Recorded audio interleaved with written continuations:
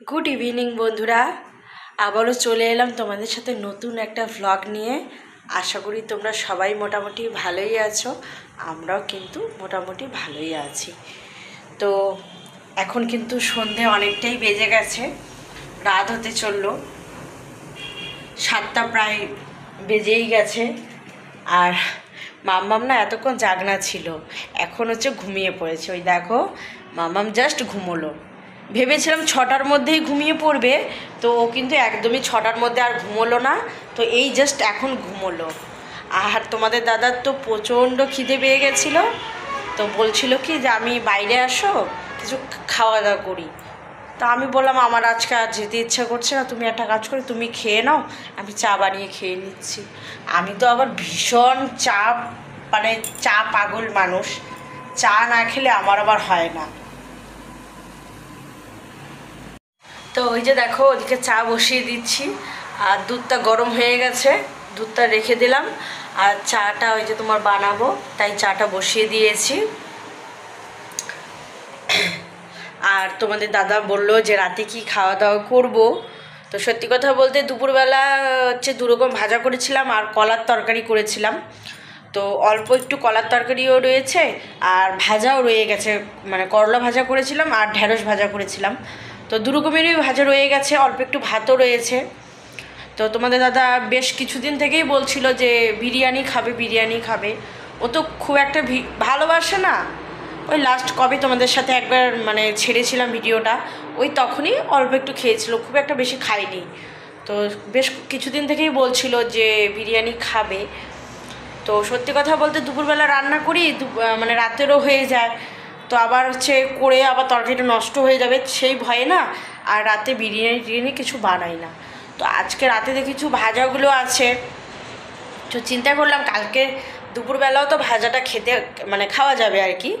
তো ভাবলাম তাহলে একটু বিরিয়ানিটাই বানাই। তো তোমাদের দাদাকে বললাম যে চাল তো রয়েছে ঘরে, টমেটো টমেটো সবই রয়েছে, শুধু চিকেনটা নিয়ে আসো, বিরিয়ানি মশলাও আছে। তো বললাম যে দই আর একটু রসুন ছিল না, রসুন একটাই ছিল, রসুন ছিল না বেশি। তো বললাম একটু মানে অল্পর মধ্যে একটু রসুন আর মানে দই আর চিকেনটা নিয়ে আসতে বললাম। আর চাল টাল তো রয়েইছে, কারণ মাম্মামের যে চালটা খাই সেটা দিয়েই বানাবো। তো চলো এখন চাটা তো হয়েই গেল। আর সত্যি কথা বলতে চাটা খেয়ে নেই। আজকে না মাথাটা খুব একটা ভালো লাগছে না, মাথাটা না ব্যথা ব্যথা টাইপের করছে, মানে খুব অস্বস্তি বোধ হচ্ছে, কিছুই ভালো লাগছে না। তো মামাম তো ঘুমিয়ে পড়লো, মামামও কিছু খেলো না। তো যাই হোক, ও ঘুমোচ্ছে, একটু ঘুমাক। আর আমি এই ফাঁকে ফটাফট চাটা খেয়ে নিই। আর আজকে না ভালোই লাগছে না শরীরটা, সকাল থেকেই মাথাটা কীরকম ঝিমঝিম ঝিমঝিম ধরে না ব্যথা করছে। তো যাই হোক, তোমরা বন্ধুরা ব্লগটা দেখো, অবশ্যই ভালো লাগবে। আর যদি চিকেন পেয়ে যায় তাহলে অবশ্যই চিকেন বিরিয়ানিটাই রান্না করব। দেখি তোমাদের দাদার আবার মনটা আবার বদলেও যেতে পারে, ওর মন বদলাতে মানে দেরি নেই, হয়তো এসে বলো থাক বিরিয়ানি খাবো না, চিকেন কষা করো, মানে এরকম একটা কথা। তো যাই হোক, ঠিক আছে, দেখি কি করছি না করছি অবশ্যই তোমাদের সাথে শেয়ার করব। বিরিয়ানিটা তো আমি ভীষণ ভালোবাসি, আমার খুব পছন্দের। তোমাদের দাদার আবার খুব একটা পছন্দ না, ওই আমি যদি রান্না করি তাহলে হালকা একটু খাই, এই আর কি। কিন্তু ভাই মানে আমার দেওর, সে ভীষণ ভালোবাসে, আর মাও খুব পছন্দ করে। বাড়িতে গেলে বিরিয়ানিটা আমি একবার হলেও দুবার হলেও রান্নাটা করি। তো ঠিক আছে বন্ধুরা, এখন আপাতত কিছু রেডি করব না। এই যে দেখো সব কিছু নামিয়ে রেখেছি ঠিকই, কিন্তু কিছু বানাবো এখন, কাটাকাটি কিছু করব না। আগে তোমাদের দাদা আসুক, তারপরে যা করার তারপরেই করব। আর তোমাদেরকে দেখাই, ঘড়িতে এখন অনেকটাই প্রায় বেজে গেছে। ওই যে দেখো লাইটের আলোর জন্য, ওই দেখো 7:30টার মতো বেজে গেছে, দেখেছো? 7:30টার মতো বেজে গেছে। তো তোমাদের দাদা তো এখনও আসেনি, আসবে, তো কখন আসবে বলা মুশকিল। তো ঠিক আছে, তোমরা সাথে থাকো, দেখতে থাকো।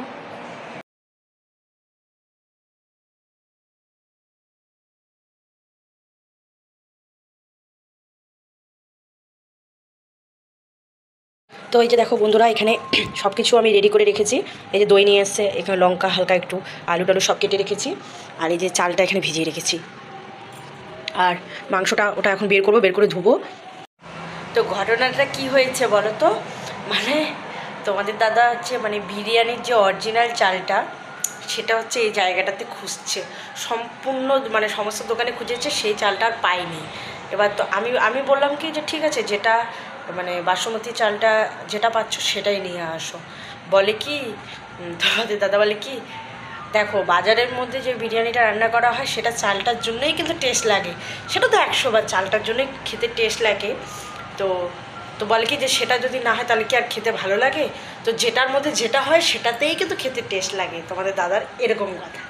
তো যাই হোক, যেহেতু চালটা পাইনি, তো মামামের যে চালটা অল্প ছিল মানে 3 বাটির মতো ছিল, তো তোমাদের দাদা বলছে যে ঠিক আছে ওটাই অল্প করেই আজকে বানাও, আর কালকে সকাল সকাল গিয়ে মামামের চালটা নিয়ে আসতে হবে, আর এরপরে আমি বিরিয়ানির চালটা ঘরে এনেই রাখবো, তাই বলছিল। তো যাই হোক, খুব একটা বিরিয়ানি বানাবো না, যে দেখো মানে এরকম সাইজের বাটির হচ্ছে 3 বাটির চাল ভিজিয়ে রেখেছি, তো খুব একটা তো বেশি হবে না, তো অল্প করেই হবে। তো তোমাদের দাদা বললো যে আজকে অল্প করেই বানাও, অন্যদিন বেশি করে বানিও। তো আমি বললাম ঠিক আছে অল্প করেই তাহলে বানাই। তো যাই হোক, এখন গোটা গরম মশলাটা ঘরে ছিল না, তো ওটা আনতে গেল। তো আমি এখন এদিকে সমস্ত রেডি করে নিয়েছি, খালি মশলাটা বাটবো আর বসিয়ে দেবো, আর চিকেনটা ধুয়ে নেব। তো চলো বন্ধুরা, তোমরা সাথে থাকো, দেখতে থাকো। তো এই যে দেখো, ফাইনালি আমার বিরিয়ানি রান্না হয়ে গেছে।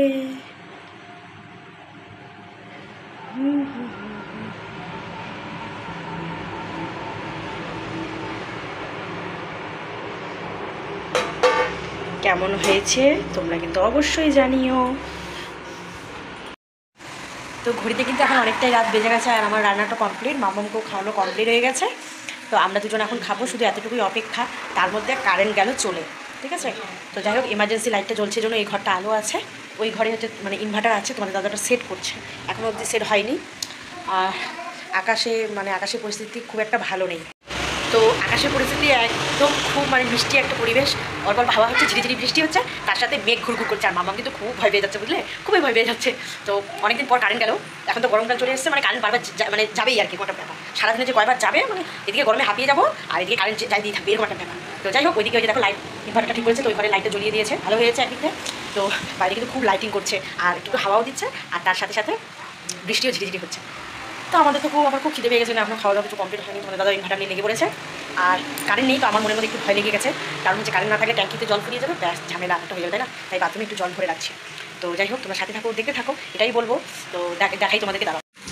ওয়া কি সুন্দর লাইটিং, ওয়া হ্যাঁ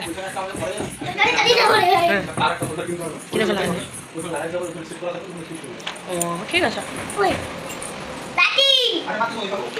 তো যাই হোক, 1 মিনিট 1 সেকেন্ডের মধ্যে চলে আসলো। বাথরুমে কি তোমার, বাথরুমে কি আছে, পড়ে যাবে বাবা, বেরো বেরো বেরো, এসব কি দুষ্টুমি করছে, যাও বাবা যাও। তো বন্ধুরা, খাওয়া দাওয়াটা কমপ্লিট করে দিই, তোমাদের সাথে দেখা হচ্ছে নেক্সট ব্লগে, খুব তাড়াতাড়ি আসবো। তো তোমাদের সাথে আবারও কথা হবে, তো দেখা হচ্ছে নেক্সট ব্লগে, ঠিক আছে।